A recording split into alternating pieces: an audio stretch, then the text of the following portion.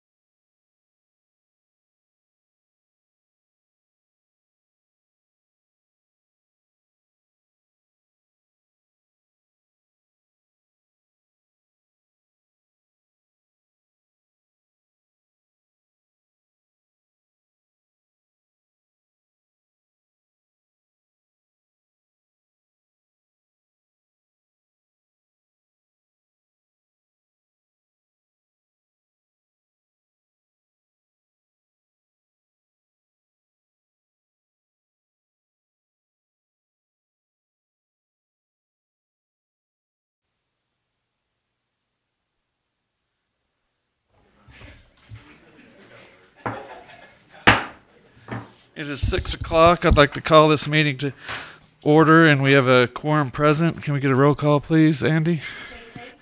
Here. Greg Fishman. Here. Greg Weed. Here. Bob Wolf. Here. Terry Phillips.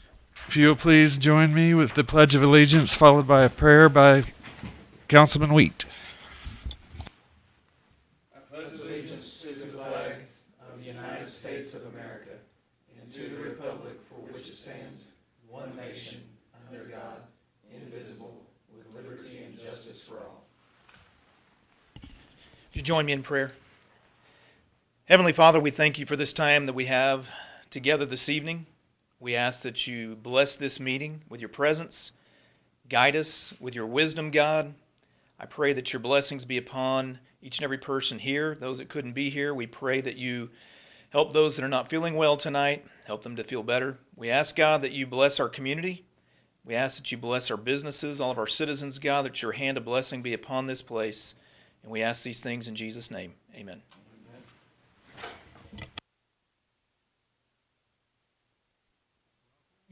To everyone here and those on the internet, whether it be Facebook or YouTube. Thank you, Mayor, for allowing me to do this again. The consent agenda. Do we have any questions?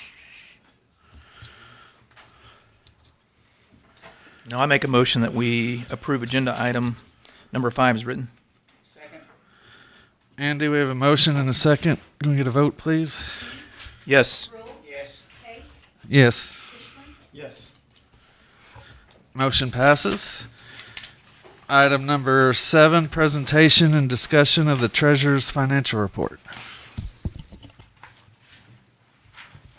Good afternoon, everyone.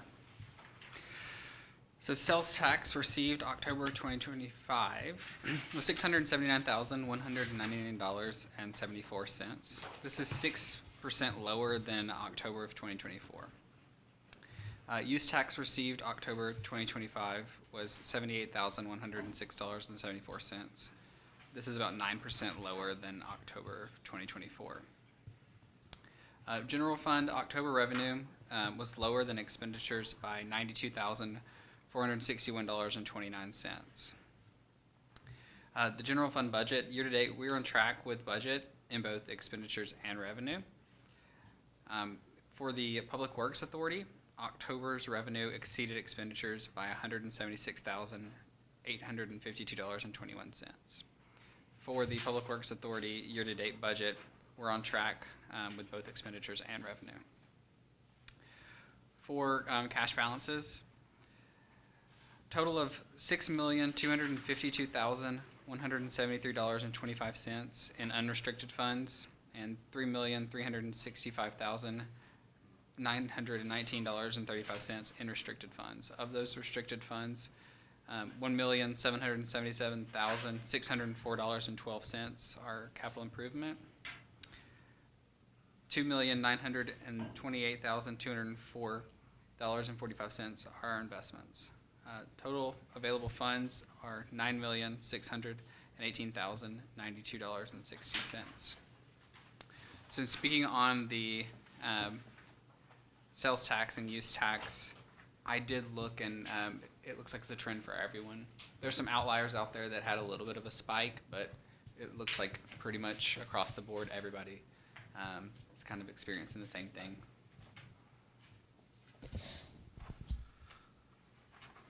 Do y'all have any questions for? So the Public Works Authority is up. Is that electric sales or So how do you, I mean, that's a nice thing, but I'm just kind of curious. yeah, I mean, it's to be completely frank, it's probably because we're holding off capital improvement projects currently. I think if we were currently doing those projects, we would be about even. So we're actualizing savings because we're pushing off some of the things okay. That are going to have to be done down the road due to the interchange project. So. But it looks like our sales tax is, we had several years that were, kept going up and up and up. It seems like it's seems like we may have, we may be on a downward trend a little bit.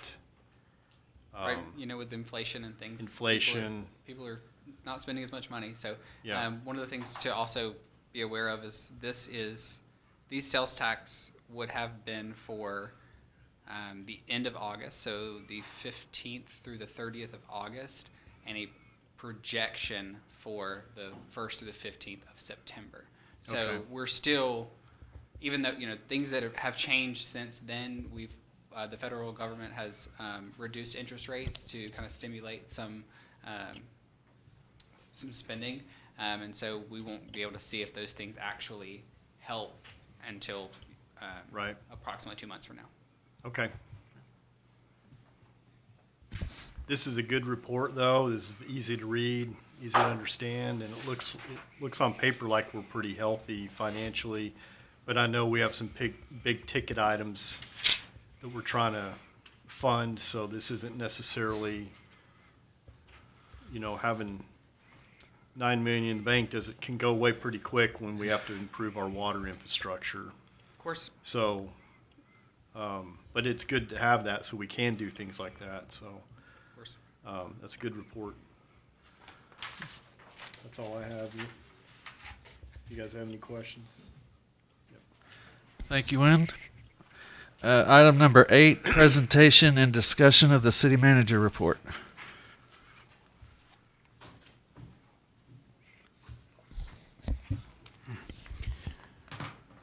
We have a special meeting set, as long as it's still okay with everybody sitting up there on the school crossing for the middle school area, high school. It's set for January 12th, year 2026, of course, but at City Hall. So if there's anybody What time is that again? interested, same time we always 6 do, o'clock. like 6, yes.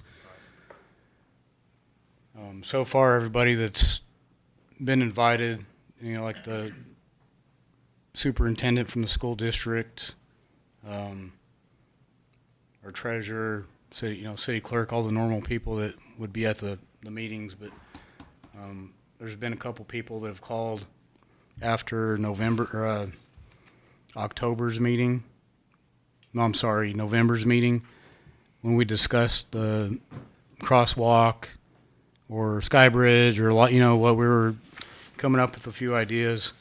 I got a few phone calls after that where somebody wanted to be involved had family members working for ODOT or, whatever the case may be. So if there's anybody that wanted to show up for that meeting, again, it's scheduled for January 12th at 6 p.m. at City Hall in the training room downstairs.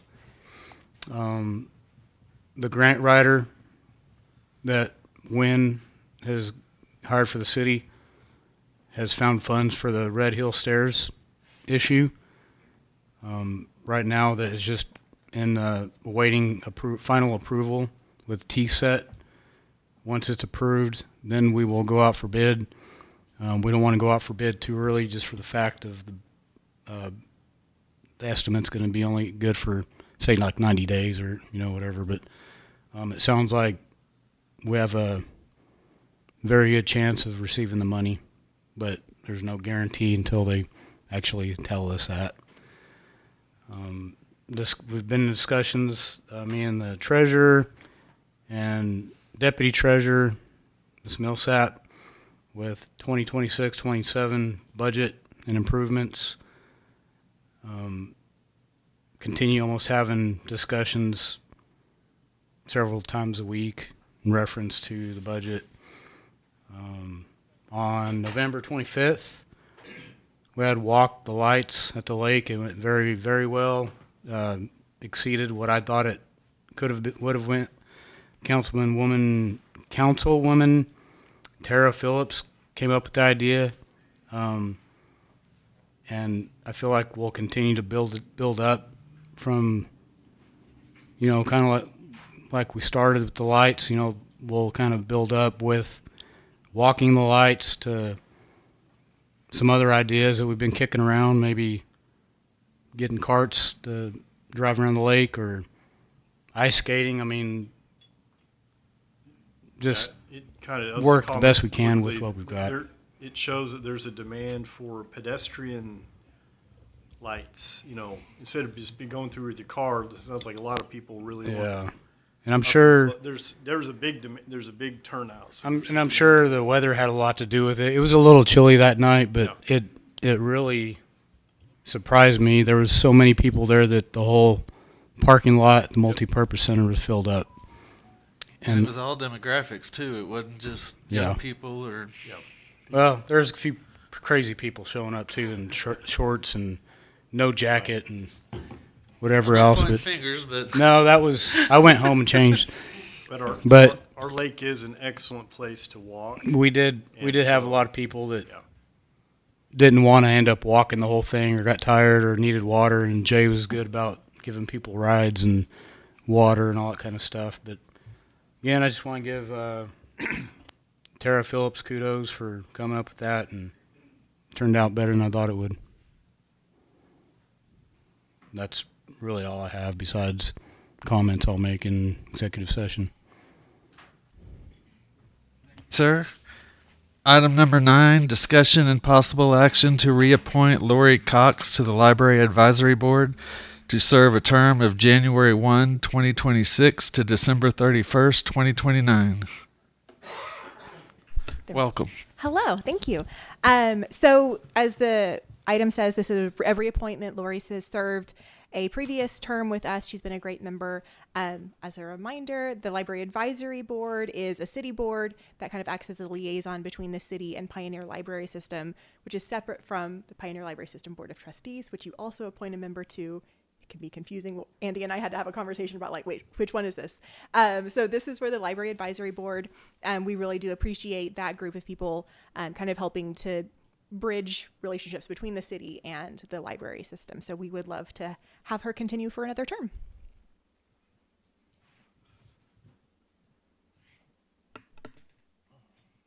I have no comments unless someone else does. I was going to make a motion.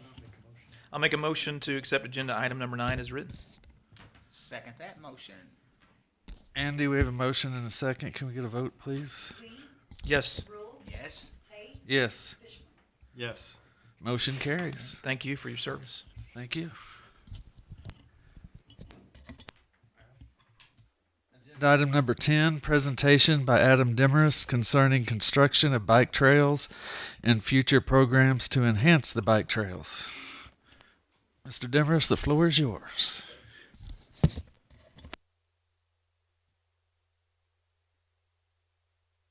There we go.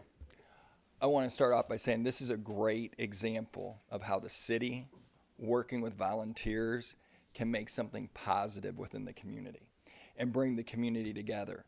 The bike trail that is out there currently at Purcell Lake is 3.7 miles long. They've only been working on it since March of 2025. They're looking at adding another 2 miles still to it. It is anywhere from basically 3 feet wide to as much as 4 feet wide at spots. It has been well maintained. It was created by 2 of the 3 gentlemen that are in here. The other one, Scott, unfortunately, who is our trail boss, he is at work in another state, so he could not be here. 900 plus volunteer hours have gone into this. Well over, I think Scott figured about $1,500 coming on the sides of donations and things have gone into it. But I thought it was an excellent time to share that, not just with everybody that's in here, but everybody that's listening, that if we want to make a difference in our community, we want to make Purcell better, it takes people like those 3 gentlemen to give up their time to help the city with resources. The city can't do it all on their own. But the city also supporting those volunteers have made this a very successful program already. And one of the things I want to do is present 2 of the 3 guys, obviously, that are here with certificates, and I'll read that off to you. But I have another gentleman here, Dave Weaver, who is the state representative for NICA, correct? For NICA, that I'm going to let come up and do some presentation, because he is looking at, in August potentially, running an event here at our lake that is, and national event that will involve schools, in particular, working on getting Purcell, maybe Lexington, Wayne, some of those schools around here, getting them involved as well with it. And I think that would be, again, a great attraction to our city and bring people together. So I'm going to read off what the certificate says, and I'm going to bring these guys up as I do this. But the certificate says this: in recognition of your outstanding and dedicated volunteer service in creating and maintaining the Izzy Mountain Bike Trail at Purcell Lake, this certificate is awarded to, and the first one's going to be Joel Farrell, in appreciation of how the commitment of one volunteer, together with the support of the city, can positively impact the Purcell community recreationally, aesthetically, and in overall community wellness. And it's signed by Graham Fishburne, Clint Kennedy, and myself at the bottom of there for them. So if Joel, you'll come up here, and Randy, you'll come up here, I'd like to present your certificates to you. Thank you. Thank you.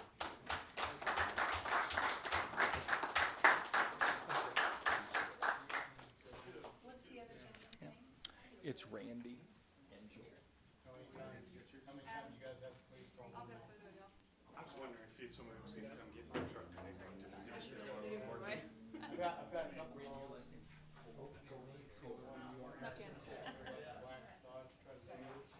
That was his, mine was a little green Toyota next to it. I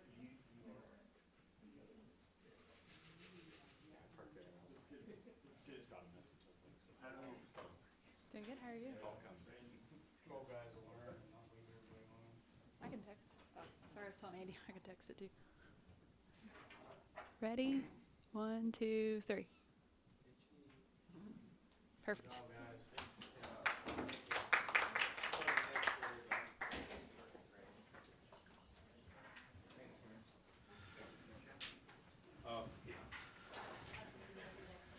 I'm going to quote you, Mayor, on this, and I think you're the one that says this is a great example of citizen-led, city-assisted. Did I get that right? Yep. So, And I can't help it, I have to comment, because this is a project that's near and dear to my heart. I don't want to get sappy. It's just a mountain bike trail, but it's no expense to the city. This is land that's just sitting there, and a lot of y'all don't mountain bike. I got that. It's like hiking, but only really fast, but it's fun. And a guy like me who's getting older and can't run like I used to, knees are wearing out, but I can bike. And having a mountain bike trail close by in our community, I'm going to ride it more, and I'm going to have better health, and I'm going to have more enjoyment. I can enjoy life in Purcell because we have recreation. And by the way, my brother from Alaska, he's a big-time mountain biker. He came down. He just rode out in Bentonville, world famous. He loves the Purcell Trail. And y'all I can't believe how good it turned out. These guys know what they're doing.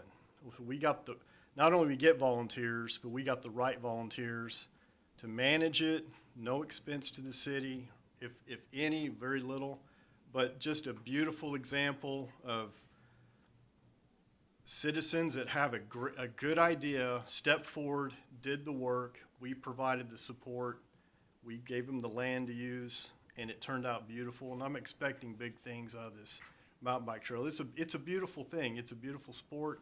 Oklahoma's mountain bike scene is on the rise. It's better than it's ever been, and we can be part of that now. Thank you so much again. Mayor might disagree. I know he disagrees with me a little bit, but I'd like to see a couple break your neck stuff out there, teeter-totters, rocks to climb over, stuff kind of like Clear Bay. And you know what I'm talking Isaac's about? squirming in his seat. Yeah, I was like, no, please. We'll work on that. Yeah. We did a pretty good job today. We've got some fun stuff. There is some fun stuff. It's a challenging trail, and it's a fun trail, and our soil conditions we just got lucky. The soil surface is ideal for mountain biking. Couple questions, unless you're going Yeah. to go somewhere else. So how many acres is that area? Do you have any idea? I know you said it's almost 2 miles of trail. Is that correct? Well, it's 3.7 miles right now, but Okay. it's going to be another 2 miles is what has been estimated when I met with Scott. I don't remember. If you guys want to look through this, he gave me like his own whole presentation of what it was. I don't remember what he said exactly was the amount of.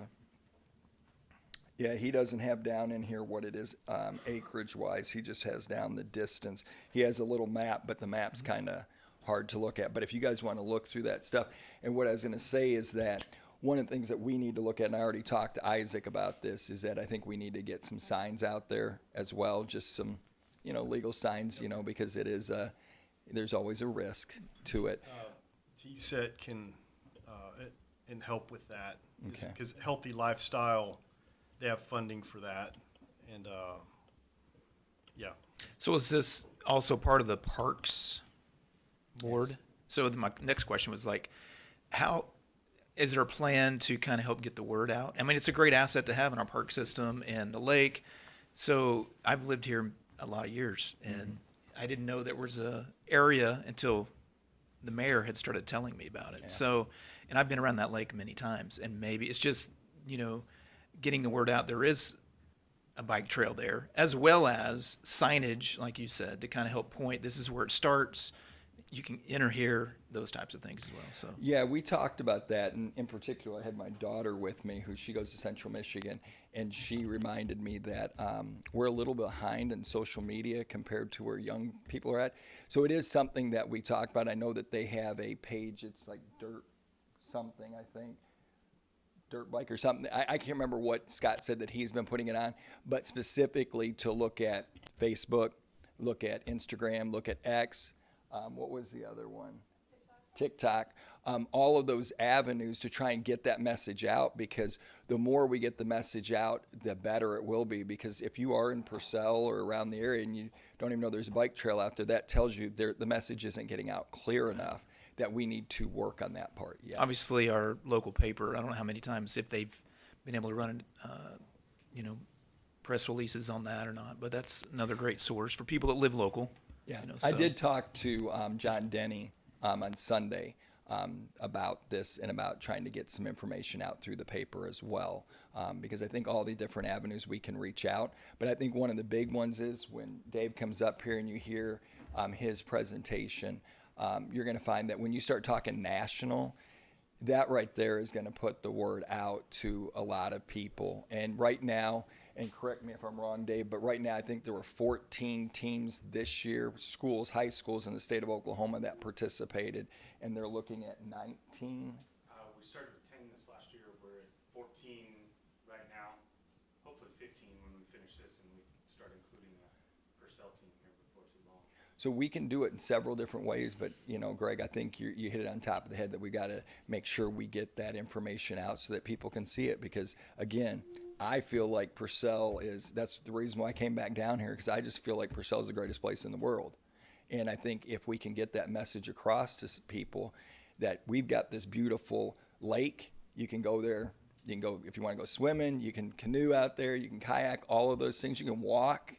If you've ever been down at the lake during the middle of the day and you see the number of people that are out there with their kids, they're on the playground, they're out there with their dogs. It is amazing, because speaking from 1988 when I was first here, that was not there. We had a dirt road that went around the lake with gravel in it. That's what the lake was. And now it's something different. And that's one of the things with the parks that we're really trying to press, is we're trying to use the resources that we have and make them, just like with volunteers, make them something that stands out and makes Purcell even more special of a place that people are going to want to come. If you guys haven't been out to the lights are phenomenal this year. I mean, you have to wait to even get in to the lights because there's that many people here. So without any further ado, I'm going to let Dave get up here so he can talk a little bit. But Dave Weaver. Thank you.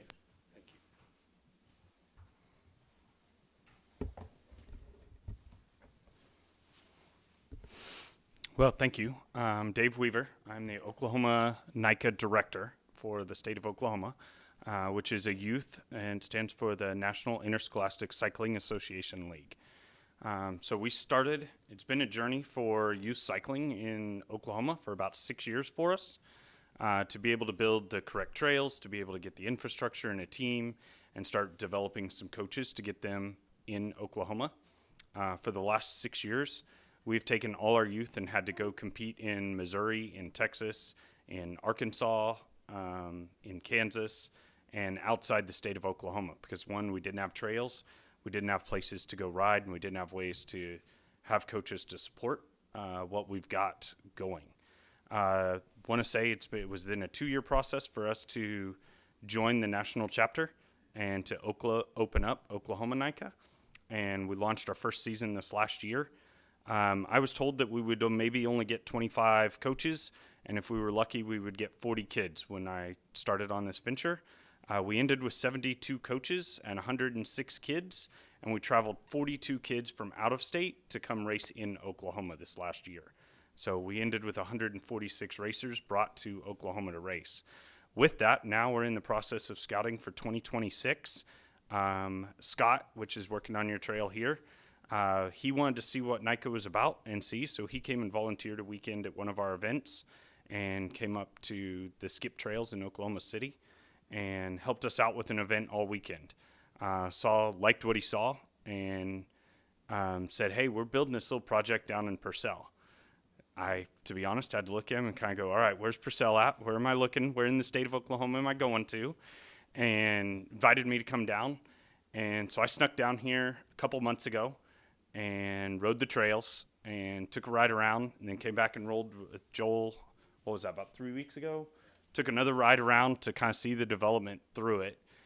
Went back to my team and I said, I think we have something in a town we don't know about, and that's down in Purcell.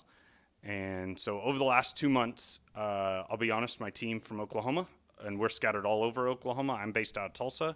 We've been sneaking into your city and riding trails and been mapping things and playing around to see what we can find. Today we went through in our venue team, we mapped out what we could put together as a full race and a venue plan. Our team is really excited about it, and what we would love to do is go ahead and finish that proposal and then know what your permitting process is to submit and bring an event to Purcell. And we're targeting one of our first 2 events, so either mid-August to early September, and bring Oklahoma NICA to Purcell for you. That's kind of our mission. Our mission overall with NICA is to empower youth for life. To be honest, we just use the mountain bike as our tool to do that teaching for them and to grow. And like Adam said, we ran with 10 teams this last year, which made up our 104 Oklahoma athletes. We've already onboarded 4 new teams for 2026. We're projected to have anywhere between about 185 and 200 athletes, which then for that weekend to bring in, we're looking at 350 to 400 participants, family members, spectators in that to come to your town, which before that typically will put somewhere between 60 and 80 hotel stays, packs out restaurants and other things for camping and for the weekend. And so a lot of times we can have somewhere between about an $80,000 and $100,000 impact for a 3-day weekend to your community. That's kind of where you're going. So hopefully that helps your treasurer numbers. Yeah, I had a question on. Yeah. So the racing that I was talking to you about earlier, is that like Tour de Dirt? Is it? So The NICA? Yeah. That's 100% nothing to do with that. It is nothing to do with Tour de Dirt. Do the kids even get involved in those other racing scenes, or is just? We try to build them to that. NICA focuses on 6th grade through 12th grade kids. Okay. So we have different levels. It's by skill level. So some of our newer kids that are just starting off would ride a much shorter impact race where it's only maybe 4 miles to kind of get them used to the skills. Then as they age up, they get older and they get more experience, they're just going to continue doing more laps. Some of my upper kids, yes, do compete in Tour de Dirt, GCXC, national events outside the state. To the point, we have 4 kids that are juniors this year. They're being looked at by colleges across the country to go to. Do we have the potential to become like one of the best do we have the terrain and all that kind of stuff to be where one of people the- would want to travel to come right here? I will say just in the last 2 months with us coming in, and you're saying on getting the word out, a lot of mountain bikers use Strava as an app that we use to track mountain biking miles and everything to go with mapping and destinations. I know just from us coming down here and doing surveys and where they will see some of my team come ride, I know of 5 families that have traveled to Purcell, come down, ridden for the weekend, eaten lunch here, and then travel back home for the day. So while it's not known big, it is starting to make an impact. It is starting to be seen. One of the other projects that Oklahoma NICA is working on with our website is building an Oklahoma Trail Project page. And so that way, if anybody is looking, NICA, since we are a national organization, local chapters get looked at quite a bit for statewide information. And one of our new projects is our team mapping and trail mapping and bike shop mapping page, which it's not out there yet. It's in development right now. It's kind of on the hidden side of it. We're looking at trying to get that fully operational by February. But then we've already got enough mapping done with Purcell that would be one of the destination places to be hitting on our map. So that should help you guys get that out there So, for that. a little bit about your comment on the marketing and some of the stuff you've Yeah. found as well. We have, we really do have a unique opportunity here. We have several different partners, and we have a tourism board. So there's nothing against one board talking to another board, especially parks and tourism working so closely hand in hand. Because I know they have the chamber has some resources that can help with different things to be able to get that out there. So it's definitely an avenue that we do need to look at. Like you were hitting on, bringing those people in to stay in our hotels. Lodging tax and sales tax are all going to go up during those events. So it's a community-led initiative. But the city, obviously, if it helps the city, we can have some sort of investment as well. So Yeah. I will say with Oklahoma NICA today, I've spent all day in your town. I've been here, I hiked the trails, mapped out our game plan, ate lunch here today, ate dinner here today as well, and then wound up here at a meeting. Watching the guys work on the trails, because I did finish early, so I got to work with Randy for a couple hours in building, and he was talking about tools, some different things that were needed. So I called our leadership team.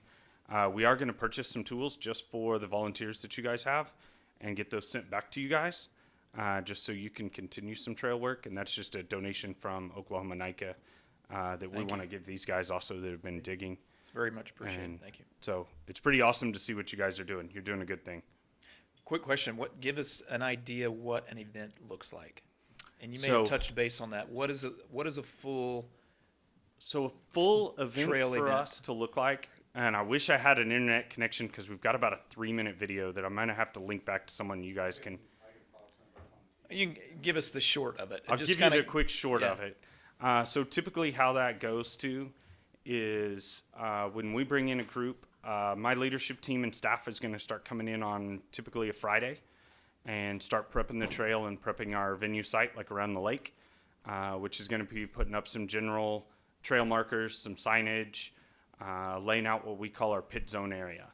Pit zone area is where all the teams, the coaches, and the kids and the athletes are going to land for that weekend for it. And so we kind of define that area out so they have some organization when they come in. Starting on Saturday morning, the rest of the event staff is going to come in, and that's when we're going to fully mark the trail, mark the course, tape it off. We typically kind of start closing it down Saturday morning, and so that we can finish all the prep work, and that way we don't have a mountain biker come ripping down trail when I've got a trail crew guy working there and get smacked. That normally isn't good for business. Yeah. So we close it down on that Saturday morning. By roughly about noon, all the teams and kids typically start arriving, and then in the afternoon they ride with their coaches, and they're going to start pre-riding and doing laps on the trail to kind of get to know the race course, and so they can feel it out. They know where turns are. They know how it's going to flow, where the start is. A lot of times then on Saturday evening, we really push for camping and team dinners and stay to here close. This is a good way to kind of see our video on here in a second. So this was shot over 7 different leagues 2 years ago. And so you'll kind of see based in Utah and across the country. This is what an event a lot of times looks like. Interscholastic mountain bike organization. All kids can ride. There are no tryouts, and everyone has a place on the team. NICA is using the mountain bike as a tool to create community, build character, and improve health. With leagues across the country, over 60% of U.S. kids now have access to riding bikes with a local NICA team. But we aren't done yet, because it's time to think bigger. The need for NICA is urgent, and NICA is doing things no one else can. In a sport where female participation is less than 20%, NICA has cracked the code, with girls making up nearly 30% of all riders. In a world where screen time has replaced quality time, NICA is forging friendships in unlikely places and bringing entire families together, riding, cheering, and connecting along the way. And even as youth sports participation continues to decline globally, NICA is bucking the trend with strong, steady growth year after year. How? It's simple. NICA is bigger than bikes. It's more than just a sport, it's a movement, and it's changing the way kids grow and see the world. NICA shifts the focus to camaraderie and forging lifelong friendships. It encourages kids to give their best rather than be the best. Free from barriers, boundaries, and exclusion, every rider can find a place where they belong. With world-class events, community service, adventure rides, and a huge focus on fun, NICA offers something for everyone. NICA athletes and their families are improving their lives one ride at a time. And beyond NICA, the energy moves on. The bike remains a transformational way for young adults to experience the world. 98% of NICA athletes say they'll continue to ride and race their bikes after graduation, laying the foundation for a new generation of lifelong cyclists. NICA is everything sports should be, and this is just the beginning. You don't want to miss this. NICA needs your support. Join us today. Let's change the game together. So that last little frame there, you can kind of see your start-finish line, your pit zone area with all the team tents there to the side. That's something that we would kind of build in around the lake area to kind of, and we kind of map that out a little bit today, and we would send that map over so that you guys would really get a visual cue of what that looks like for it. So they'll be going around the lake itself and the bike trail, or just the trail? We would stick really just to the bike trail. Gotcha. Depending on how the exact layout goes, there was one little section of road that we might have to try to figure out how to navigate the trail, either both sides, or maybe close a small section just for that weekend. I don't know exactly how that part would lay out yet, but somewhere in that kind of world. And just be my other question that I had was, a lot of the trail on the map that I looked at was on the west side. Mm-hmm. Is it not possible to utilize the entire lake? Because I know like a lot of the races I was talking to you before, Yeah. if you were to look at our lake compared to like some of those other cities, a lot of it would be the road, jump on the trail, end up coming back out on the road. Yeah. You know, whatever, would it be possible to do all that, even utilizing the east side? It would be possible, but what we found is when we up participation and we shorten a trail loop, like I would actually not even use all the trail here once it's continued. A lot of times what we have found through NICA and with the studies, when we keep a trail somewhere between 3 and at the max a 5 mile loop and do repetitive loops, the participation in the event skyrockets. Okay. And that goes because then I can sell that to a parent, that a parent wants to see, if you go to a kid's basketball game, you see your kid play basketball for 90 minutes, right? Or an hour, whatever that game is. The bad part with some of old school mountain bike racing was we raced a 20-mile loop. And my wife would go attest to this. She saw me take off. She saw 15 seconds of me take off into the trees. And an hour and a half to 2 hours later, she saw me come out of the trees, if she was lucky enough to still be standing there, Right. to watch me race across the finish line. And she saw 30 seconds of a 2 hour race. Yep. So with what I was telling the guys today, when we mapped it and with their layout of doing this, even the kids that would race a 1 mile loop, a parent is going to see their child somewhere involved in that race 3 to 5 times. If they're doing 4 or 5 laps in a race, you're now potentially seeing your kid active in their engagement and in their sport between 16 and 20 times. And so when you make it a spectator-friendly event on that shorter circuit, your participation almost doubles. Is it a team sport? So if people are entering, is it a team sport? Does the team get awarded awards? Is it an individual award? How does that work? So we score both. We score them by their classification and category. And so we don't necessarily race it all by grade, even though we run 6th through 12th. We start with what we would call like a middle school level 2. And that could be any middle schooler that might just be getting on a bike for the first time and starting out. So their skill level is a lot lower. And so they're going to start as a level 2 racer, which is going to be a shorter distance. And there may be even some bypasses if a trail has a real difficult feature. There might be a bypass option for those kids.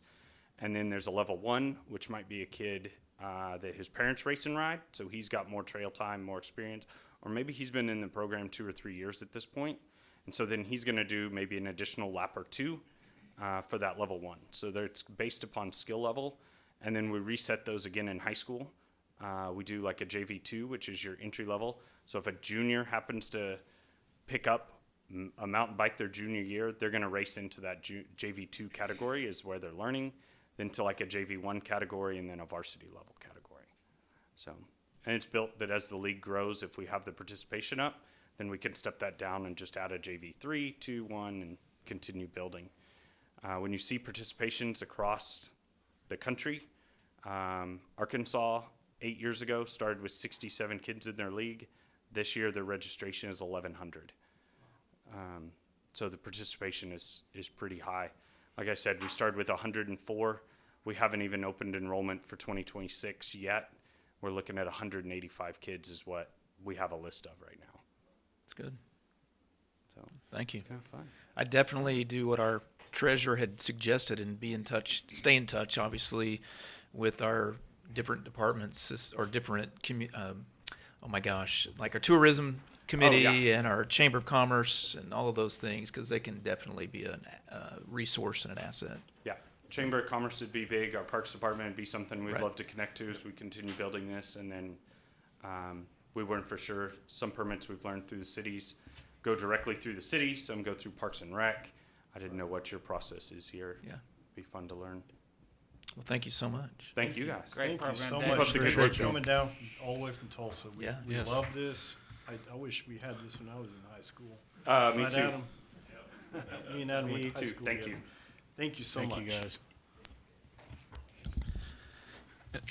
Agenda item number 11, discussion and possible action to approve resolution number 25-C09, a resolution of the governing body of the city of Purcell, Oklahoma, adopting a fee schedule for open records requests under the Oklahoma Open Records Act, 51 OS subsection 24A.1 ETSEQ. We updated the statutes and we're updating our resolution. Any questions, or can I get a motion? Do we need action on this? Need to approve the resolution. Thank you for not making me read it. Yeah, I make that we approve agenda item number 11 as written. I'll second. We have a motion and a second. Can we get a vote, please? Yes. Yes. Yes. Yes. Motion passes. Agenda item number 12, discussion and possible action to approve resolution number 25-C08, a resolution to enter an interlocal agreement between the City of Purcell, McLean County 911 Trust Authority, and McLean County for dispatch services. So this is the one that we talked about last month, and we held on. I've looked it over. Financially, it's a redistribution for us, but it's not a loss or gain, really. pretty flat from where we were budget this year going forward. The only thing that I would bring up is, as we bring new people in, just make sure that when we're doing the split, and I've talked to James on it, just making sure that we're not diluting ourselves, but that it's adequately spread out amongst everyone. So just making sure that the costs don't continue to increase while we're allowing other people's to be subsidized by it. So I think that it's appropriate. Yeah, so I've had a chance, when we last meeting in, I guess that was November, the November meeting, I hadn't had a chance to really go through it and review it too much. I've taken some time and I've talked with James about it. This has been in the pipeline for a while now. It's something, according to James, I think that they've been wanting to update. By the time it got to us, it had already kind of been drafted and already approved by, I think, everyone other than Dibble. Dibble, I think, is going to be opting into it in July of 26. With that being said, the agreement, I think, is okay. There's some provisions in it that I would like to see for the city's purposes. The city is taking on a lot of the responsibility because we're housing the equipment and we're employing the people that are in dispatch. One of my bigger concerns with it is indemnification, particularly because it's our city employees that are answering the phones when a 911 call comes in, not just for the city of Purcell, but for the county, for Washington, and for surrounding, eventually Dibble and some other areas that volunteer, Rural Fire, and some other entities.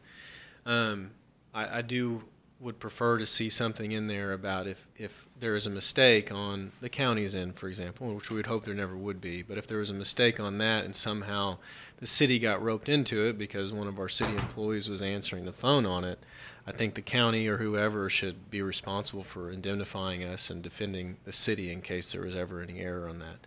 That was my biggest concern. Now, on that, I do think you can enter into the agreement now, and I think it's something that needs to be updated, and it sounds like it will be updated almost maybe yearly or bi-yearly, and it's something that we'd want to look at if you guys want to go into it now. Another provision in there that I didn't necessarily like that's more substantive is it does state that if the city opts out of it and no longer wants to house and provide these services, then the city's responsible for paying for the equipment and services to be transferred to another building, which I know we don't foresee that happening right now. Wouldn't probably happen in the next year, but it is something that if this agreement isn't updated and we look up 10 years from now and things have changed, then that would be a provision that would give me some concern and the city could be on the hook for it. So I guess to lump it all together, I think the agreement is okay. It's not perfect, and for my review as a city attorney, and there's provisions I'd like to see on it, but it's ultimately up to the council if you guys want to proceed. If we don't fix it now, we may forget about it and not fix it in the future. So is it something that we can try to get it fixed for next council meeting in January? So it's Just go ahead and get it done the right way instead of... That would be the safest option, I think. Now, the problem with that is that we would basically be reversing the process. Right now, we're kind of the last ones to get it. Oh. This has gone through for every other, I believe every other entity has signed on to it. So if we had a new agreement that we wanted to propose in January, then we would propose that, and then it would go, after we approved it, then it would go to the other entities to approve and adopt, and it wouldn't be effective until everyone signs on. So they've already signed it, we haven't. I believe, yep. The advisory board that kind of just disappeared that the past 10, 15 years. So it's been brought back together. James is the, I believe he's like the... I think he's the chairman, or... Is he the chair? Okay. So this is on, do you think he can, what would he's not here tonight, so what's his... I spoke with James. I mean, I think there is a desire to get this done now, but he understood that if the city wanted to look at redrafting it, he was understood that that was a process that would just need to go through, so... In my opinion, we're better off moving forward with what we have compared to what... Didn't have nothing, yeah, because... We're so out of date, and it's... So we need to pass it, and then, but then get it fixed, and we can go through that process. It's a pain to But really we have, figure out the activity levels and who owes Yeah. what, and there's a lot of heartaches in this about this last year. So recommend go ahead and pass it tonight and then fix it. Identify some of the weaknesses that need to be corrected in the near future.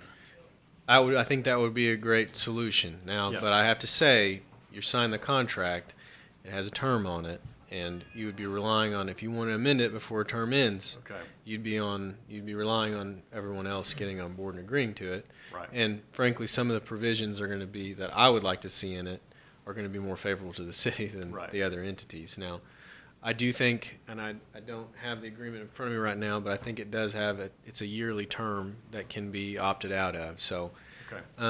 I think, yes, it'd be great if we could get this approved sooner than later, but I think you need to be comfortable with the potential of it being July or next year sometime before it actually gets updated. So in the event, you might not know off the top of your head, in the event that another entity wanted to join, would that trigger restructuring the whole agreement?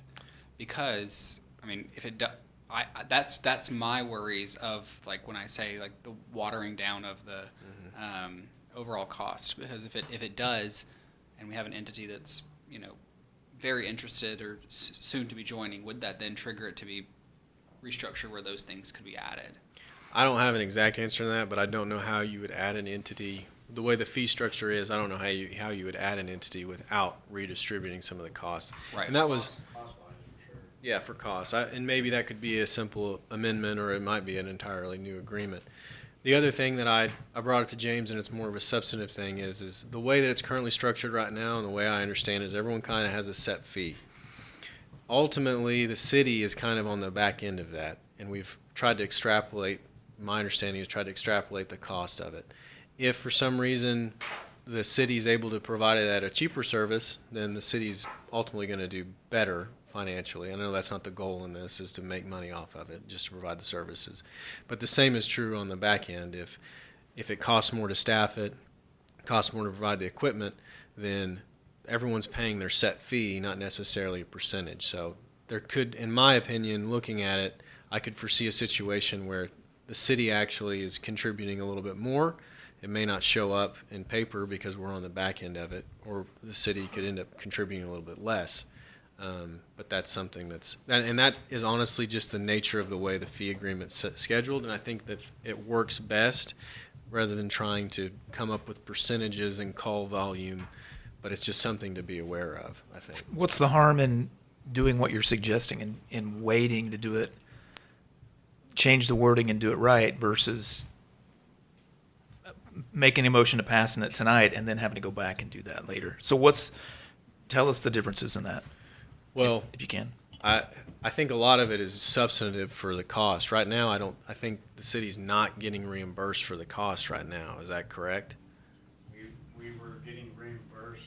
We had some struggles on a lot of turnover of the people that were doing billing and whatever else we would come across. Being three months or so behind on billing for a certain agency or two, and then it was like, well, what about these other agencies? Well, we've never billed for them. Well, why not? Trying to figure out when stuff got broken. So that being said, everybody for sure was on the same page of we have to get the board back together. That was the whole point. It was really, it turned into a complaint session, I guess, back in the day, and then people just quit going. But everything needed to be updated, and nobody was looking at anything if it wasn't for us at the police department. For the most part, nothing was really getting looked at, if that makes sense. So unless we got something from McLean County, the McLean County Courthouse or whatever, where we sent the billing, that there was something wrong, we didn't know. And quite frankly, to figure out like all the percentages and who owed what, even if we did bill it correctly, it was a nightmare. And so getting everybody together and getting this advisory board back on track, I think, is where we need to be for sure. You know, if we can get going to at least have things set in place to be able to bill all the agencies to pay their fair share for the services. So you're saying if we pass this tonight, that would allow us to do that. That's what you're saying.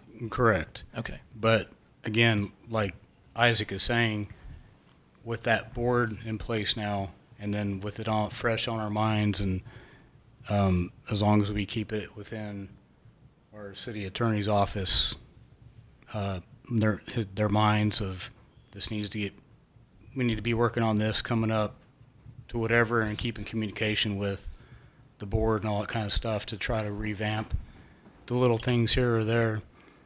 And, you know, if it's not unreasonable, I don't see any kickback from anybody. They all understand that, you know, we're putting a little bit extra into it by using the building. We're paying the employees, you know, stuff like that. So James puts, you know, a lot into personnel services that it's not expected of anybody. You know, we're all in it together. It doesn't, you know, I feel they mean a lot to us, for our police officers, fire, EMTs, and if it's something that we can put time into to help, even though that's not our job to do, you know, we're probably going to do it, and that's what we've been doing. But to pass this tonight, I believe will help solve at least the issue about getting the fair amount from everybody, and then we can work on the small details as we go, I believe. Yeah. Especially since, like you said, it's going to be an annual contract instead of just, we forgot about any of this, and 20 years later, we're talking about it again. Right. Yeah, on the fiscal side, I mean, like he was saying, it gives us structure. Whereas my department, before on the billing, we just kind of depended on someone, and if it wasn't provided, it wasn't sent. Providing a call structure, and hey, bill this person for this much. So yeah, I mean, it provides structure. We know every month this is how much this person's going to be billing. So therefore, when they don't provide that, we can reach out and kind of talk about one of the things that Isaac hit on that I think is important to remember, and especially like Bobby was saying, that is an annual contract, is I did not provide any of this information for the cost. I've analyzed the revenue, and they're the same. So it really doesn't have an effect on us as far as going into this or staying out of it. But what is important is when we do renew this, is we're making sure that when we're splitting the cost based upon a percentage, it's a mathematical equation, we want to make sure that the costs are correct. So if the cost of our employees go up, so should the contract. If it's something that I don't see a year going forward that it would not need to be amended. So I don't think it will ever be a situation where it'll be 10 years and we haven't done anything, because I mean, everyone knows here we deal with budgets and money all the time. Everything's going up 2%, 3% every single year. And so when we do an actual cost analysis of how much it costs the city to run that service, the chances of it staying the exact same year over year are not very likely. So I don't think that it would be something that would be overseen for a very long period of time, because it is something that at least myself will be looking at and making sure that we're evaluating every year. So you're Yeah. comfortable with this? Okay. Again, on top of what he said, current administration and the board being active, again, like I said, is going to, I feel, prevent what we've experienced of everybody forgot about this and doesn't communicate, and here we are 15, 20 years later. I think everybody's engaged with the issues, and I don't see it I see the stuff coming up to be And as far as revised what you've annually. noticed, sorry, didn't mean to interrupt you. As far as what you've noticed, is that something that you're going to be able to pass on so that the committee, the board is going to be able to look into that? It's not going to get pushed off in the way, and forgotten Yeah, about. I mean, to kind of circle back, I think the thing I would want to add is indemnification provisions. If I was drafting this contract, I don't think it's a terrible contract by any means. I just don't know if it was drafted with the eye of the city, who's in a little bit different position than all of the other entities, right? Because we're housing and providing the services. And so to me, that says indemnification. And we want to make sure we get some indemnification clause or provisions into the contract, at least at some point. That's kind of my big legal point, and I think that can be added. Yeah, can we pass this tonight to get the ball rolling on the funding? And then can you put your modifications into the board and they can talk about it with everyone and say, these are the changes that are coming in the future? And then that can go through that process. But in the meantime, we're still collecting the fees like we're supposed to. Does that make sense? Yeah, it's definitely, I mean, I think here's a paragraph of some indemnification language Yeah. you'd like to see, and maybe some other tweaks, but. Yeah, and you can give Yeah. that to James and he can give that to the board and so these are, Yep. and then they can have a discussion about it. Yeah, and I think Yeah. that would be a great approach. I do think you are signing a contract with a term that's for a year. Now, it's Sure. backdated to July, so you're under contract until July as written. Now, maybe the other entities will be agreeing to amend. I think you're going to have to amend every year. Right. And I want to be clear too, I'm not being critical of the fee structure when I was saying it earlier. I don't even know how they were figuring out the fees on the percentages. That seems like a accounting nightmare now. That's for me, but so I think the fee structure is good. It's just going to have to be updated each year. Yeah. And that's going to be an opportunity to tweak the contract. And it might, honestly, the indemnification provisions might get tweaked every year, and other provisions might as well. So Right. I just want the council to be aware of the way it currently is, and I that we appreciate didn't that. have any, we didn't draft it, so. And I we appreciate your have input. to make this notification by April 1st, correct? Because it's an automatic renewal, and you have to notify it 90 days prior to the expiration. Yeah, if you were going to opt out of it, yeah, you'd have to. Could would we have to notify them by April 1st that we were thinking about these changes, or would it automatically renew? I don't have it right in front of me. I would suggest letting okay. them know, like, in January, hey, Okay. we've signed this up, or as we've signed it, hey, we've signed this up, but we're going to want to make some changes. Yeah. And by the way, it's something that I think, my understanding is the city wants to be a part of. It's beneficial both for the city and for everyone else. It's not like it's a one-off deal. It's something I think the city's been doing for a long time. Right. It's just we're kind of playing catch-up and trying to get our ducks in a row. And there's probably some more ducks to get in that row. I just didn't want to. I mentioned that because I didn't want us to get to April 15th and go, oh, it renewed 2 weeks ago. And, Yep. and we do have standard contracts that renew, that require notice, and typically when we start on budget, which we'll get to in just a second, we just send out mass notices that we're going to either make changes or renew, depending on the contract language. So it's definitely something that we can, whenever I'm forecasting revenues and expenses, can make sure that we have James give them notice that we plan to make changes. And I'll add to, on your point, Jay, this is probably something that we do want to get on sooner than later, because if we want it to be effective on July 1 of 2026, then not only is the city going to have to sign off on it, but everybody else is too. So it's something that we probably want to have signed up by April, so that effective July 1, we have this new agreement in place. So. I'm going to make a motion to accept agenda item 12 as written. I'm second that motion. We have a motion and a second. Can I get a vote, Andy, please? Yes. Yes. Yes. Yes. Motion carries. Agenda item number 13, City Council's budget guidance for the 2026-2027 fiscal year budget process. Mayor, I will turn this over to you. I've added this agenda item, and I've already spoken to pretty much everybody about it, except Bob. I don't think I've had a chance to talk to you, but this shouldn't be any surprise, but I do think as we're entering budget season, we need to have some guidance from the council and needs to go to the public so the public can hear what we're doing and what we're basing our decisions on. So I came up with the draft, but call it a memo, whatever you want to call it. It's for the city council to the city manager and treasurer for fiscal year 2026. So that'd be starting in July 1. And what we do is we start with the council's goal is to give big picture, 30,000 feet, whatever you want to call it, big picture guidance. What are our priorities as a city?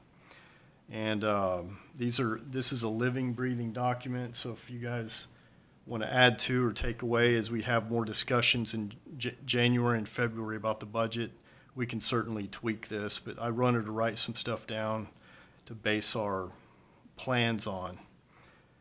City's council strategic priorities are promote safe, secure, and thriving neighborhoods. And that goes for safe and secure means good police, good fire, but also good infrastructure, electricity, water, sewer. That's secure. Thriving neighborhoods. We want to have beautiful neighborhoods. Maintain strong financial management. Enhance recreational opportunities and community wellness. Encourage a robust local economy. That's how we get our sales tax revenue. We want strong businesses. And uphold high standards for all city services. We want to have outstanding service in all our, whether customer service, all the things we do to serve the citizens of this great city. Vision. Our focus is to improve the quality of life for every Purcell resident. Our strategic location, robust transportation corridors, excellent infrastructure, scenic natural terrain, fascinating history, and our substantial local services in government, tribal, education, and businesses make Purcell a great place to live and work. So that's sort of our vision, and so we base our funding decisions to support this, and so they're tied together. It's all about what are we doing to make Purcell a great place to live, and what are we doing to improve the quality of life for our Purcell residents. We start out, just as you know, we'll start out with estimating our 2026 revenues. We have to estimate, is it going to be flat? Are we going to lose money? Are we going to make money? We project best we can. We don't know, but we can make some pretty good guesses based off history and our treasurers on top of that. We have to develop what our costs are going to be. Payroll is one of our biggest expenses, so we have to see if our payroll is aligned right, and if we need to make some adjustments there to help, because we need quality workforce.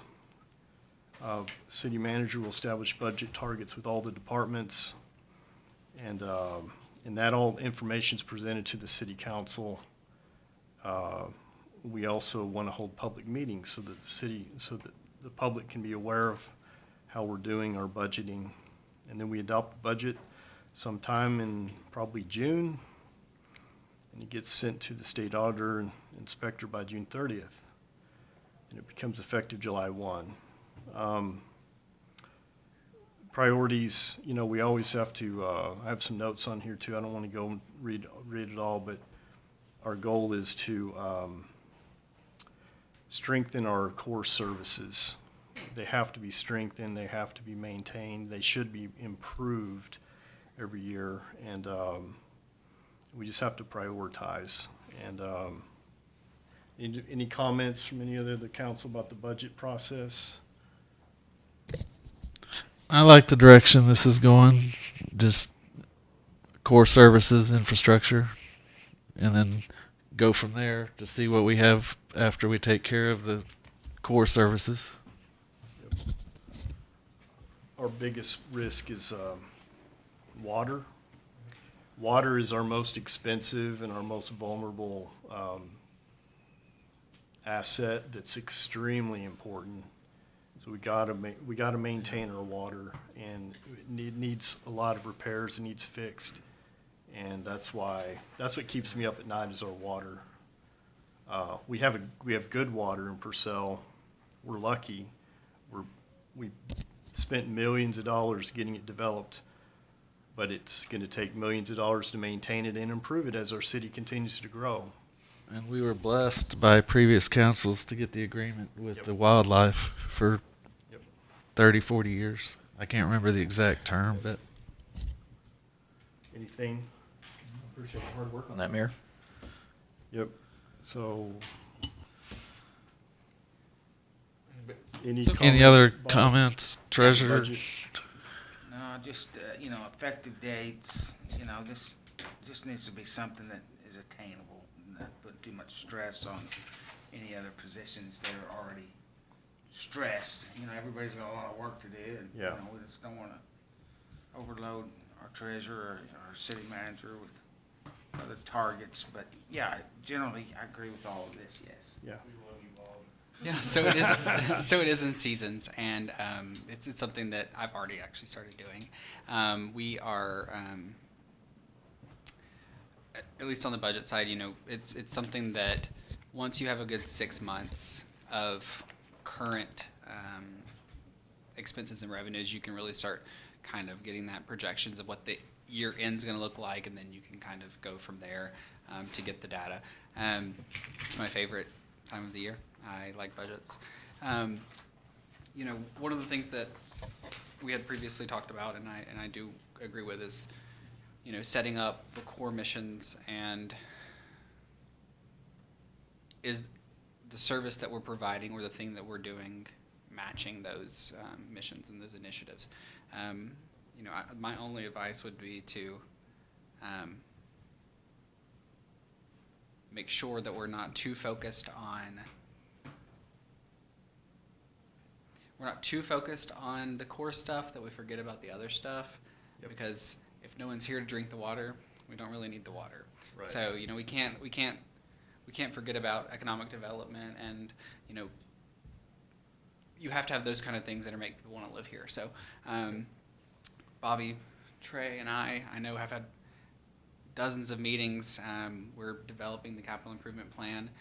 We've talked about water infrastructure. We have some funding in place for some new projects. We're making sure that we want to build from the ground up. We want to fix our water.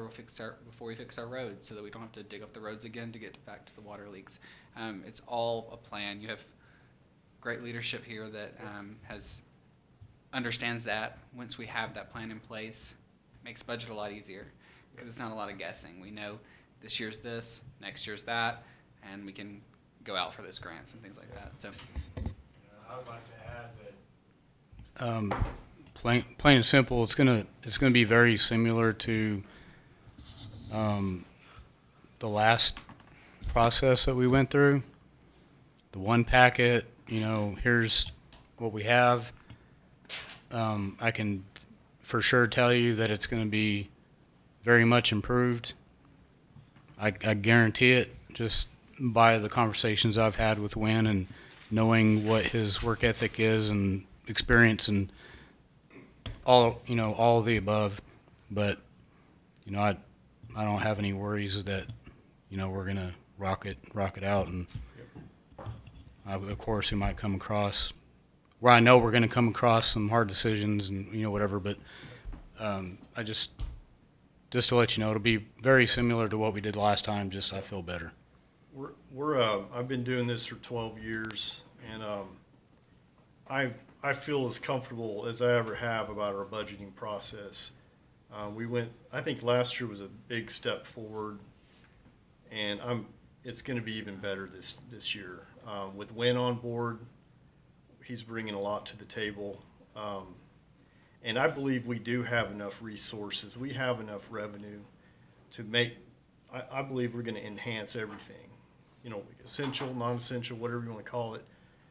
There's enough for everyone. We just have to be deliberate in disciplined in how we go about our budgeting process.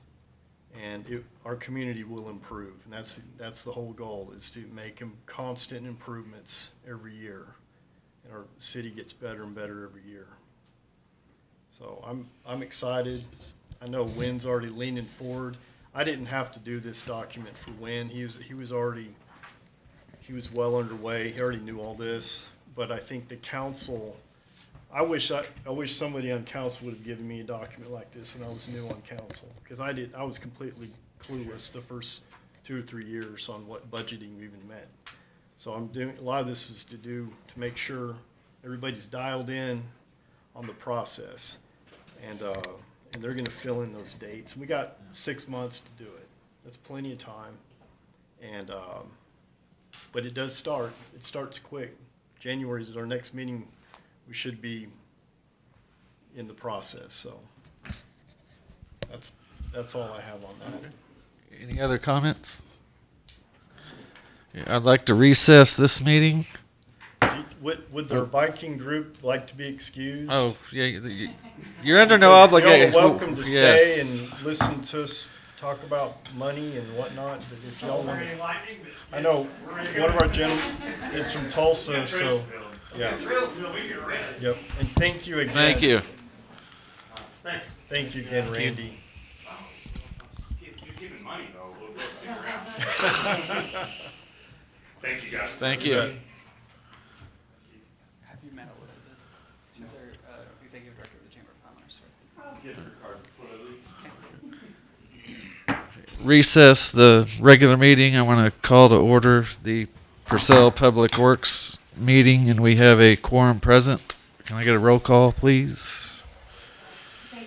Here. Here. Here. We will be skipping items number 8 and 9 due to a typographical error. The second set of 8 and 9. Is it, or is it the only? It's the only 8 and 9. Yeah. We will be skipping 8 and 9 due to a typographical error. Item number 3, approval of the consent agenda. I'll make a motion to approve agenda item 3. Second. We have a motion and a second. Can I get a vote, please? Yes. Yes. Yes. Yes. Motion carries. Item number 4, presentation of the Purcell Public Works Authority report. It's before 7:36. It's not, Jay, but it's all right. Christmas lights, they're underway. I want to give a shout out to all the crews that were out there building everything.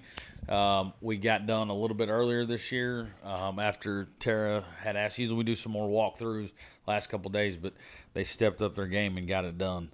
Banners have been handled differently this year. Wynn and Andy have taken on the money for that. It's went a lot smoother. We get an email saying these guys have paid, so we're actually getting the money for the banners this year. So it's a lot better for us. We're not getting money. It was kind of a different approach where the money went. We don't know if it was put into a different account, what. So this year, it goes straight to the city and back into an account where it's supposed to be. So it's just a lot simpler process, less people involved, and I think that's always a good thing. We are going to have a mountain bike night at the lake for the lights. That date to be determined. I think it's already been determined, but Clint will have that out. We'll get it on social media to everyone so that everybody can know when that date is. Then... let's see. Oh, next week, don't forget the parade, Christmas parade, where we're going to be decorating. You'll see us on downtown on Wednesday. We bring it in the big tree that we found and making sure that everything's up. We are working for next year, hopefully, with a couple of us, to find some funding to get a big artificial tree that will look the part. Hopefully this one looks Where do we get our...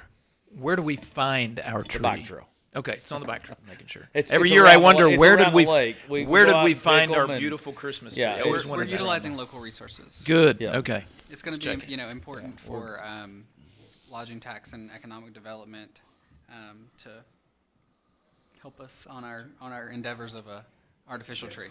Lots of budgets there too. We'll have to make sure it's a priority. To me, I wanted to, The 11th, December 11th. let's clear, At 6 o'clock. let's clear Red Hill Maybe It's use just that getting to it. win-win. Yeah. Let's clear Red Hill with the I, trees. You I, can use I one of those agree. trees. And there's probably some big, beautiful ones in There there. They're just actually all is. intertwined. Yeah. That's the problem up there. Yep. Yeah. So, that's all I have for Christmas lights. Arbors, they're almost complete with their paving up there. They've been given the requirements for the power, what they need to do, and who they've met with. All the stuff's coming through there. We are looking at replacing some tin horns in that area up there. Not just for the arbors. From what I've seen, that even the runoff from the cliffs over there, by the time those two meet in the middle of 9th Street's completely underwater. So this will be an engineered project. It's on our 5-year plan. Obviously, it's going to be moved up to the top with the way that the rain that we had this last year, because if we'd had an emergency up there, emergency personnel might have had some issues with getting a vehicle through there. So Tell me the drain. So they got all of their streets, curbs, and all that poured. Is right? Is that what you just said? Yeah.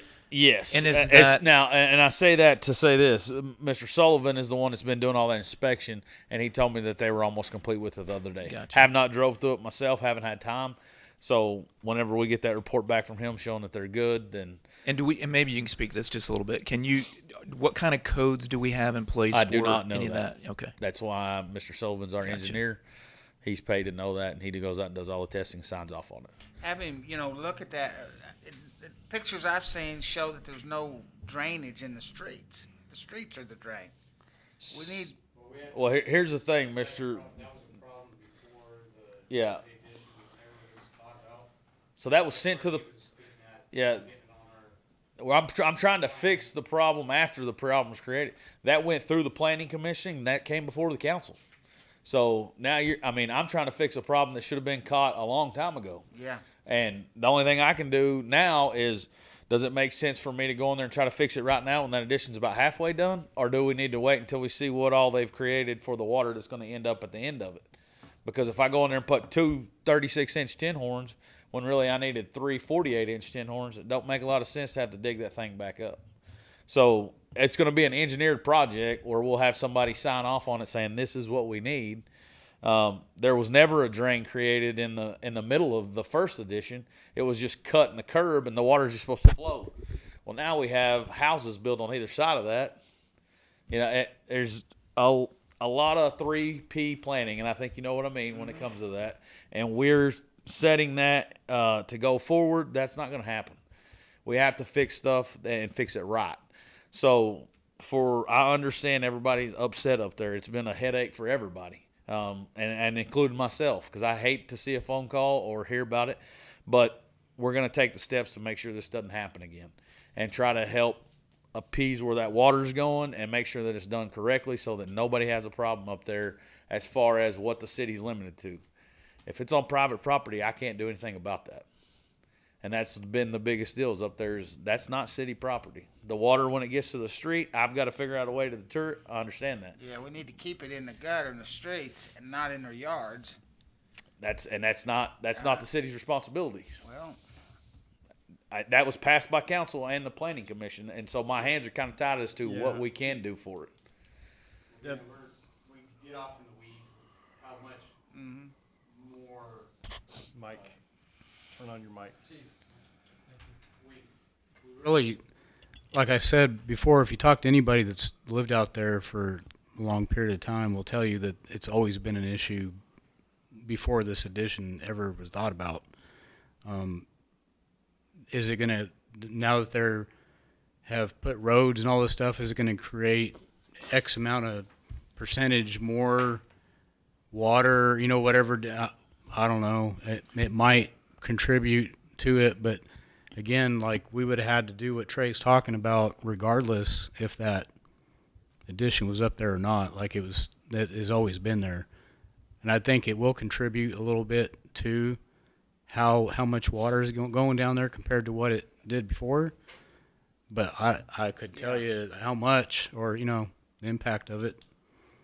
It just seems like some additions have underground gutters built into the curbs and some Right. additions do not. But again, what Do we need happens to what change happens our between codes? A and B, between that private property, the city can help it in some instances, and we've tried as far as communications go with the citizens or the residents with the builder or whatever, but ultimately, like, we can't make them do anything.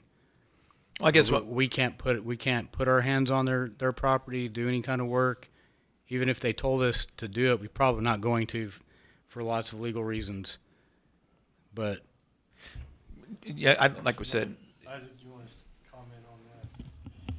I mean, I'm not going to pretend to be versed in all the ins and outs of everything that's gone on in Arbor's Addition, but as a general principle, yeah, if it's private property, the city can't go onto that and just start doing what it wants. Now, once it hits public property, we can talk about, the proper way to get it done, but Well, I I know guess there's a even- lot of frustration there by people, but we can only, just like a private citizen with another private citizen, that private citizen can't go on the other person's property and fix their issues.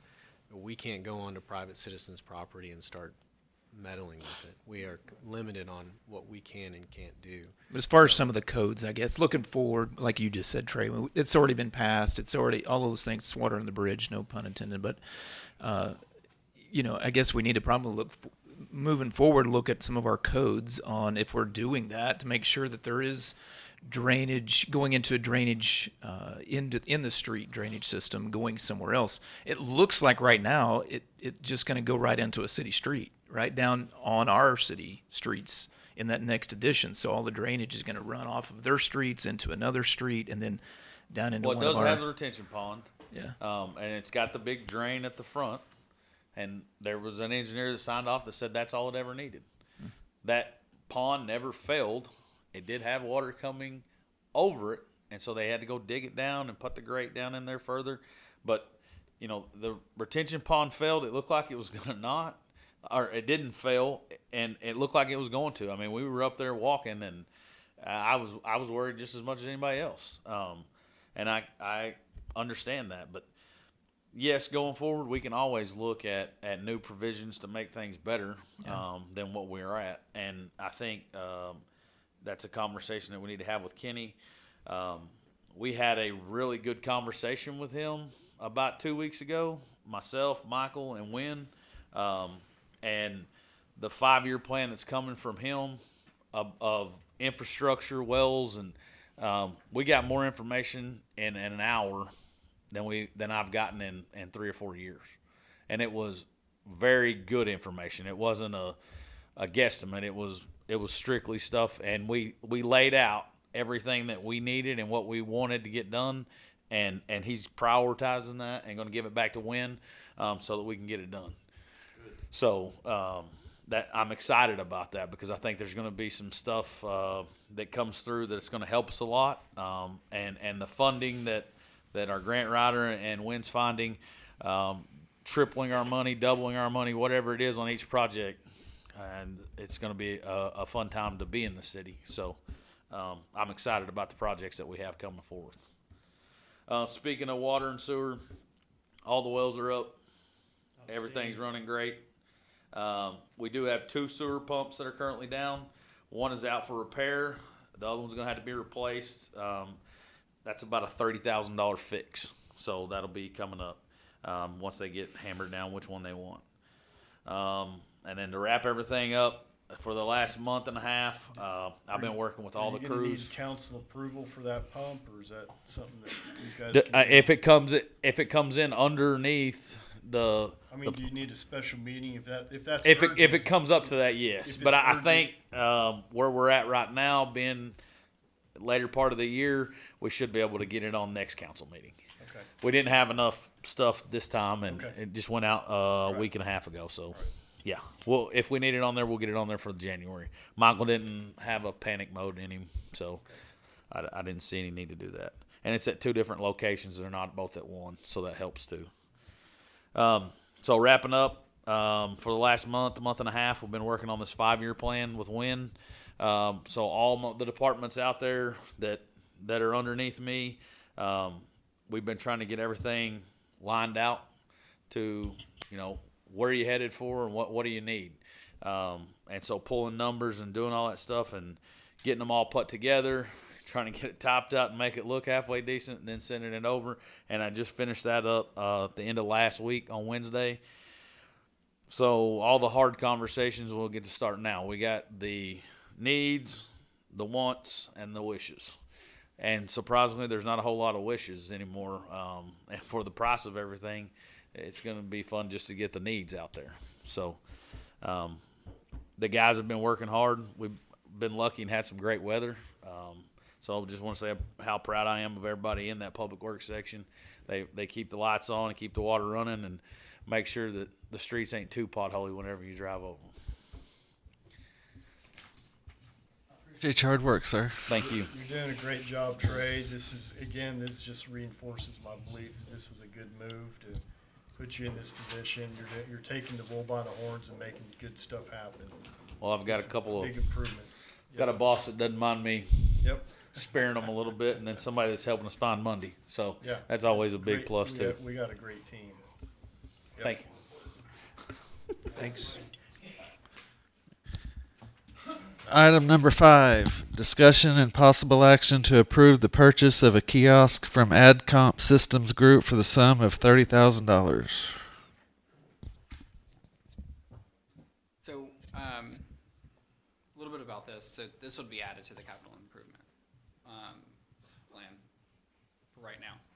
This is a utility kiosk. It would be in the front of City Hall. They have 2 different options. We're going to look at the logistics of both options.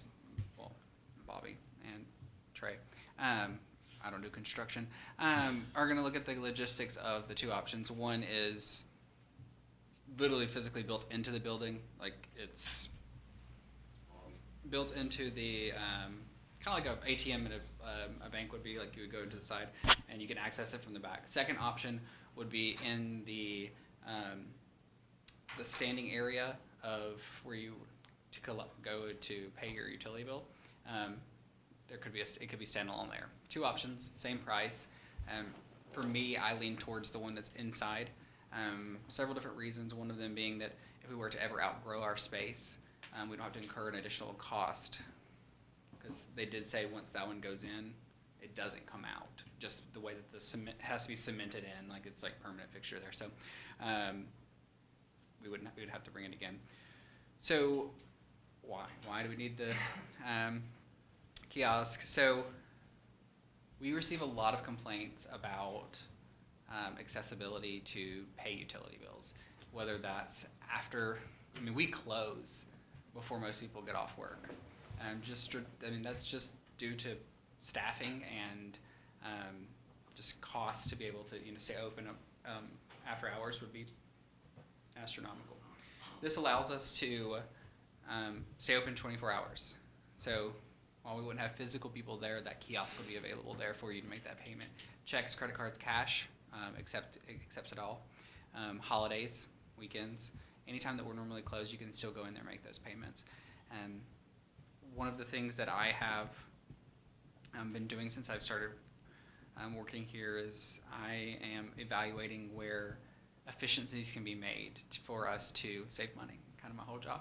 So when I was given the opportunity to promote an employee from our utility billing customer service position to finance, I made the decision not to backfill that position. So we eliminated one of the positions for the customer service. We don't really have a problem right now as far as manning and managing with the 2 and a supervisor that we have. With the kiosk, I think that we can continue like we are without that extra position.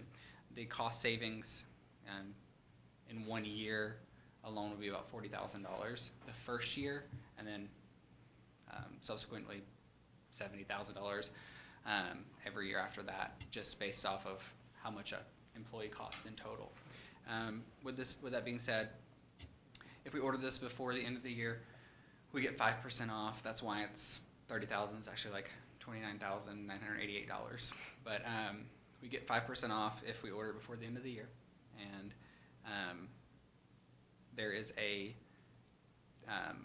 1.5% fee for maintenance every year. So essentially, we pay the $30,000 one time, and then approximately a little less than $5,000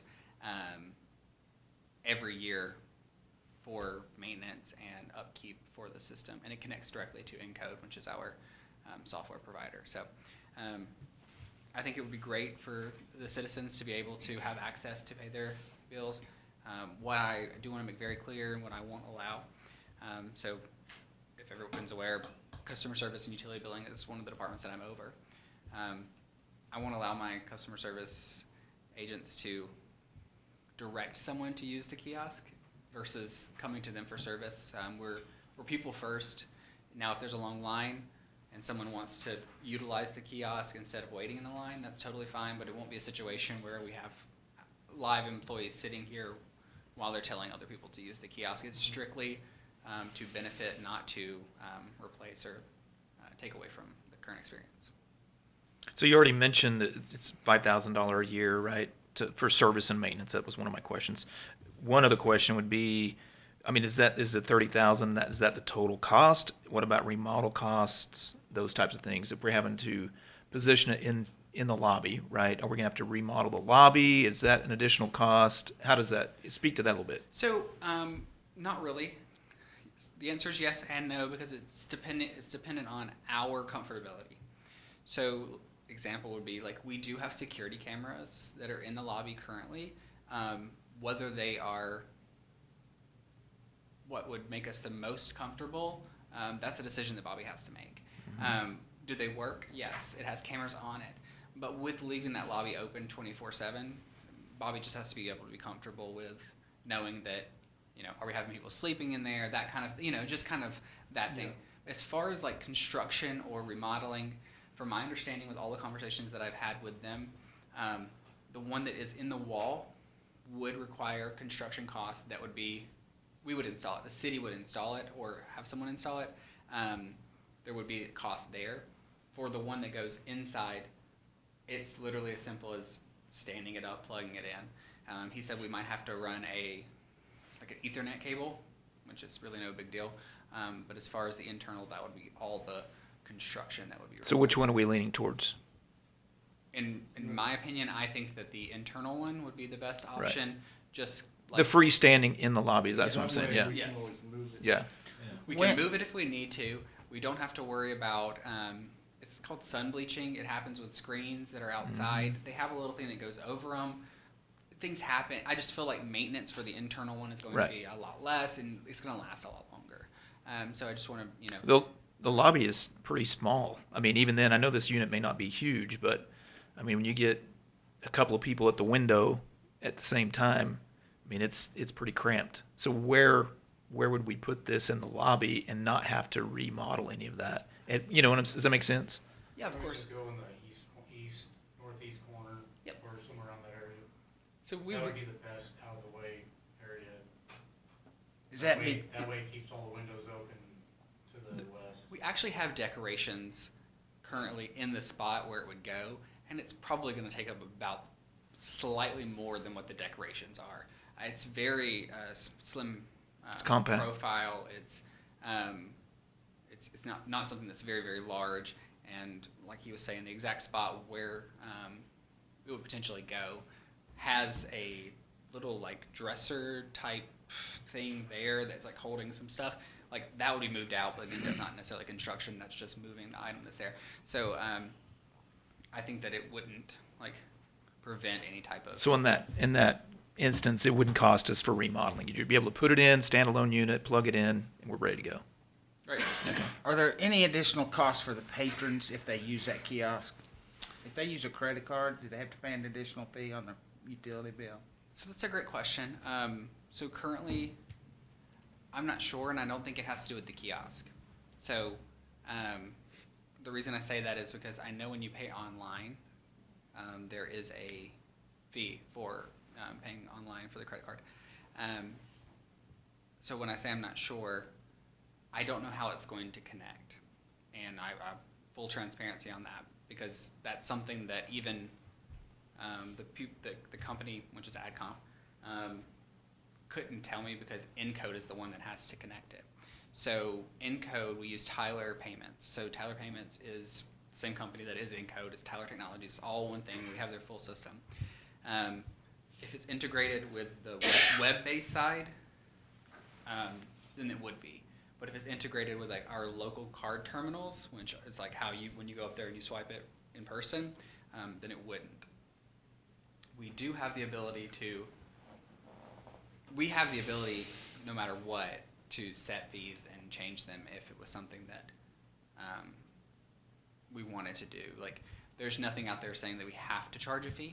There's nothing that's, except for, new state law says we can't charge more than 2%. But, so really that's a management decision as far as whether the fee gets charged. And I would say it's based on which service is connected to the kiosk, if that makes sense. So really, unless it was a service that the city was eating the cost on, like the last time, I believe I asked Andy, we were looking at, we were talking about all these fees and the online payments and all that kind of stuff.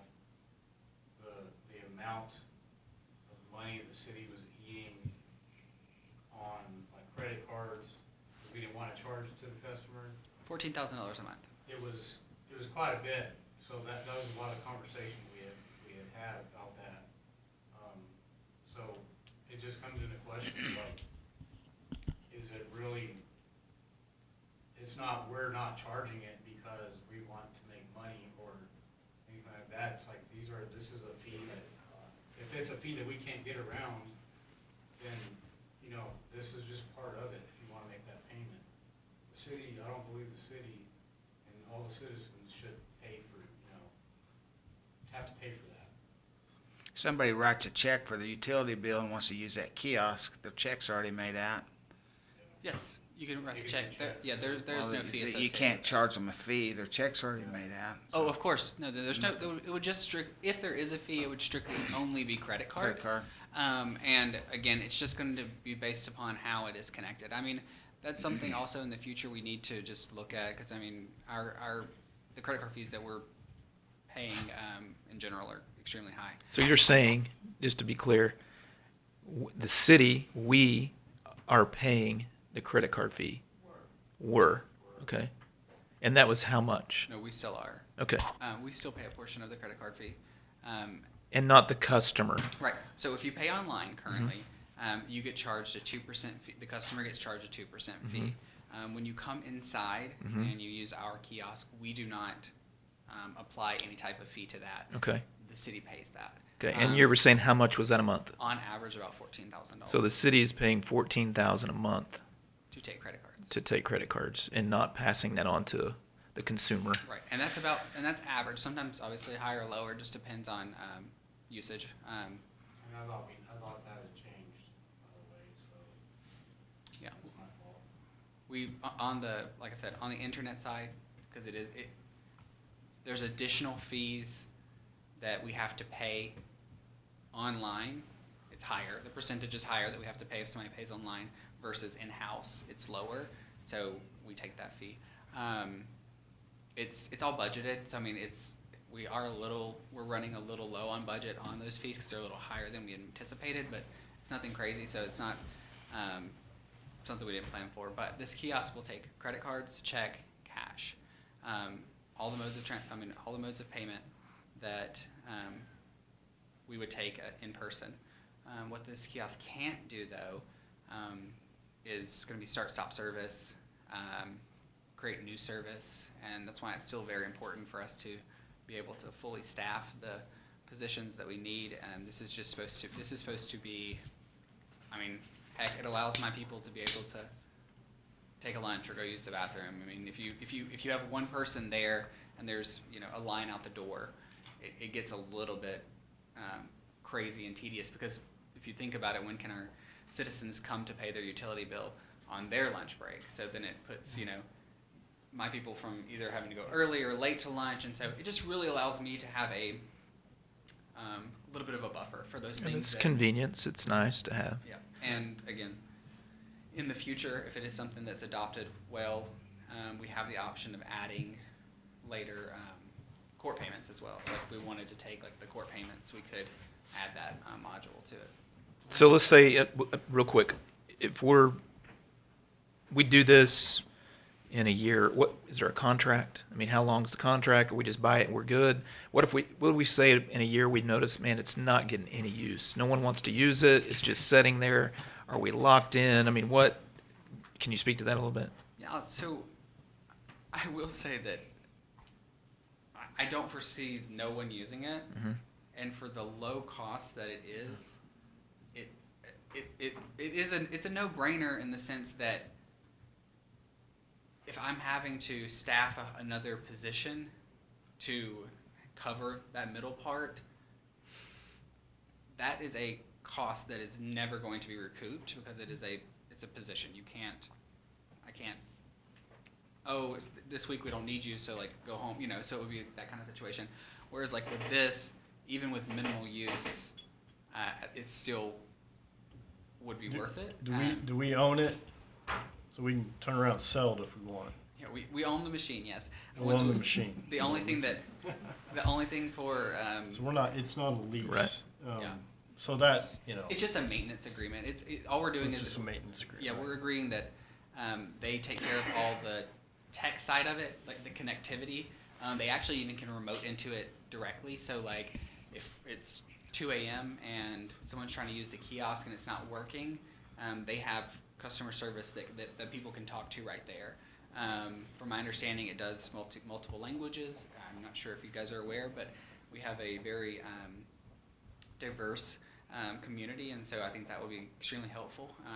We do have bilingual customer service representative currently, and it has been crazy well received. Something that I would have never thought of or kind of figured, but so it is. It does have multiple languages, and you can. I mean, I like the idea. Just one last question. So if we're like we've mentioned, we're on a spending freeze. This would be a budget amendment. How does that tie in? Right? I mean, this is $30,000. Yes, of course. So if we're on a spending freeze, how do we rationalize it? I guess. No, of course. So when we would spend this would be upon delivery. We would order it. We don't pay for anything until the product is received. And so from my understanding with them, we're about 3 to 6 months from order to delivery. With that being said, other than one project that I just had a meeting with CEC about, we're almost finished with the I-35 interchange. Okay. And so without lifting the spending freeze, I'm comfortable with the overall. Essentially, we thought we might have to pay $1.8 million. It's not going to be anywhere near that. What we're going to end up having to pay. So I think that we're comfortable where we are. That's good. Thanks. City treasurer's saving us money again. I like the sound of all this, so I'm gonna make I got one question. Okay, go ahead. I know the lobby's secure with the doors and the windows, Chief, but what about the ceiling?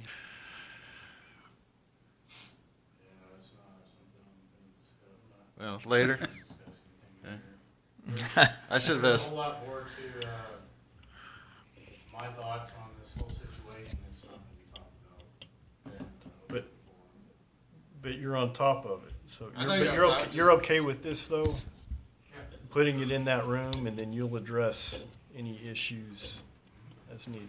Motion to approve agenda item number 5 is written. Second. We have a motion and a second. Can we get a vote, please?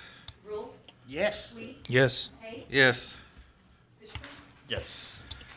And I will also add real quick, the 24-hour aspect of it is something that even if we get the machine right now and we're not ready to do the 24 hours, that part doesn't have to be utilized until we are ready. So like it would still serve its purpose, being there. So. Motion passes. Thank you for your work on this, Wynn. Okay. recess this meeting. I would like to call to order the Purcell Economic Development Authority regularly scheduled meeting. We have a quorum present. Can I get a roll call, please? Here. Here. Here. Item number 3, approval of the consent agenda. I'll make a motion to accept agenda item 3 is written. Second. We have a motion and a second. Can we get a vote? Yes. Yes. Yes. Yes. Trustee comments, trust manager comments, trust attorney comments. We'll do that later. Adjourn this meeting. I want to call a joint meeting between the city and Purcell Public Works Authority into a joint session. Let me get my fingers to work. Agenda item number 14, executive session, discussion and consideration to enter executive session to be held in accordance with 25 OS 307 subsection B1 and 25 OS 307 subsection B3, 25 OS 307 subsection B4. A, discussion and possible action concerning the employment, hiring, appointment, promotion, demotion, discipline, and resignation of any individual, salaried public officer, or employee, quarterly review of interim city manager and the treasurer, 25 OS 307 subsection B1. Do I need to read the other one or not? I forgot. Okay, that's what I thought. Can make a Motion to go into executive session with council present, our city attorney, city manager, and our treasurer. Second. Oh, and Christopher too. And Christopher We'll go too. one at a time, I think. We'll do one at a time. It doesn't really, who wants to go first? City manager first, and then we'll call. Yeah. Excellent. we got a motion. Did you second it? Second. Okay. Yes. Yes. Yes. Yes. We are in executive session.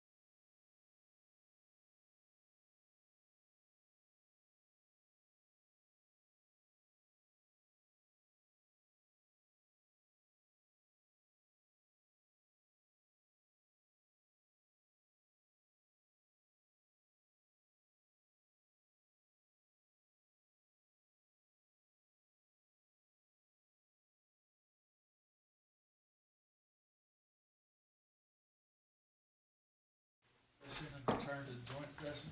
Second. Said that wrong, but- Yes. Yes. Yes. No action taken? Yeah, no action taken. City council comments, Mr. Brule? Yes. I'd just like to say, if anybody's still awake, all you city employees that are working on those Christmas lights out there at the lake, I can't wait to see it. I heard it looks beautiful. Thanks for all the work you're doing. Councilman Wheat? Say the same thing. Appreciate everybody for all the hard work you guys do on the city level, and it's doesn't go unnoticed. Thank you. Mayor?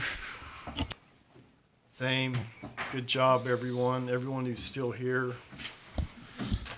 Sorry about the late meeting.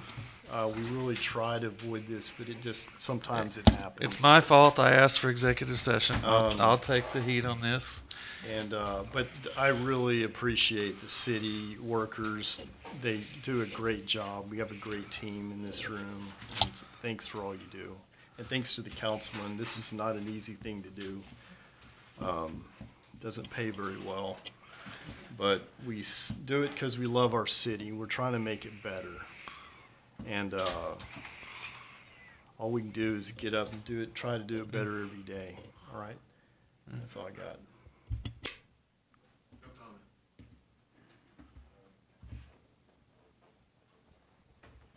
And no.